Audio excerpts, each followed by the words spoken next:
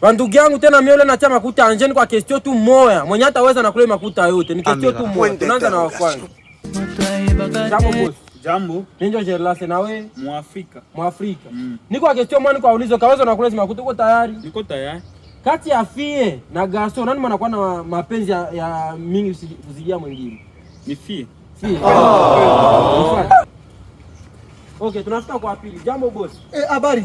Sawa papa pasta. Uko salama? Ndio. Ninajua hata uko pastor uko krize najua. Niko kwa choma niko aulizo kaweza na kulezi makuta uko tayari? Niko tayari kabisa. Okay. Kati ya msichana ndugu pastor. Kati ya msichana na mvulana. Nani mwanakuwa na mapenzi ya tro kushinia mwingine?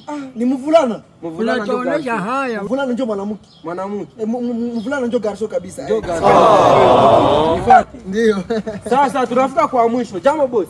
Jambo sana. Ufete mingi Gerlase na wewe? Mkongo. Mkongomani. Niko akisoma niko aulizo kwanza na kuna makuta uko tayari? Niko tayari. Sawa. Kati ya Garso ama Fie nani anakuwa na mapenzi ya mingi kusilia mwingine? Kati ya Garso na Fie. Fie ndio anakuwa na mapenzi. Acha ile maneno.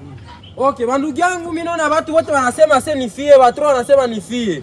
Kama na wewe unajua ke ni Fie ama ni Garso, komante pale mkomante utuambie kama wameshindwa ama wameweza. Mtazikula sasa watasema mkomante.